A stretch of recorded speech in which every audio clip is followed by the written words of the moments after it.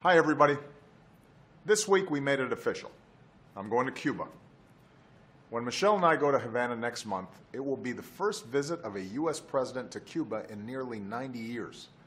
And it builds on the decision I made more than a year ago to begin a new chapter in our relationship with the people of Cuba.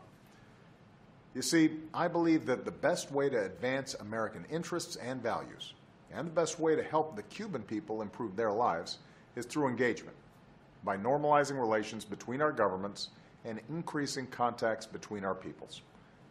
I've always said that change won't come to Cuba overnight, but as Cuba opens up, it will mean more opportunity and resources for ordinary Cubans.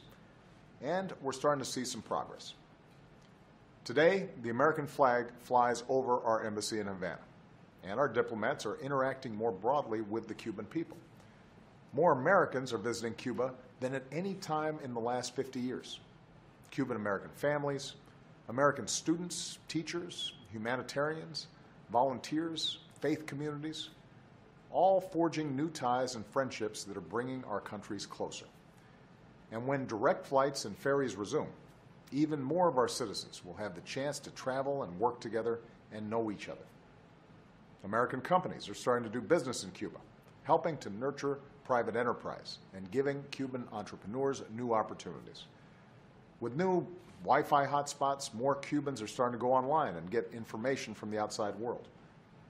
In both our countries, there's overwhelming support for this new relationship. And in Cuba today, for the first time in a half-century, there is hope for a different future, especially among Cuba's young people who have such extraordinary talent and potential just waiting to be unleashed. My visit will be an opportunity to keep moving forward. I'll meet with President Castro to discuss how we can continue normalizing relations, including making it easier to trade and easier for Cubans to access the internet and start their own businesses. As I did when I met President Castro last year, I'll speak candidly about our serious differences with the Cuban government, including on democracy and human rights. I'll reaffirm that the United States will continue to stand up for universal values like freedom of speech and assembly and religion. I'll meet with members of Cuba's civil society, courageous men and women who give voice to the aspirations of the Cuban people. I'll meet with Cuban entrepreneurs to learn how we can help them start new ventures. And I'll speak directly to the Cuban people about the values we share and how I believe we can be partners as they work for the future they want. We're still in the early days of our new relationship with the Cuban people.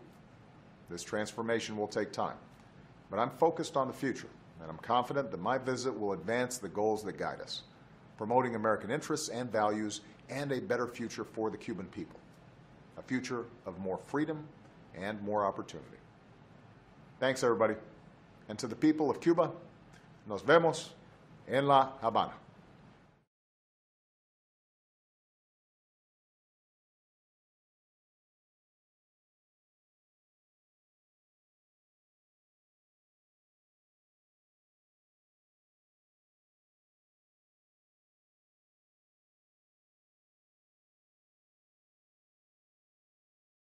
Hi, everybody. This week we made it official. I'm going to Cuba. When Michelle and I go to Havana next month, it will be the first visit of a U.S. president to Cuba in nearly 90 years. And it builds on the decision I made more than a year ago to begin a new chapter in our relationship with the people of Cuba. You see, I believe that the best way to advance American interests and values, and the best way to help the Cuban people improve their lives,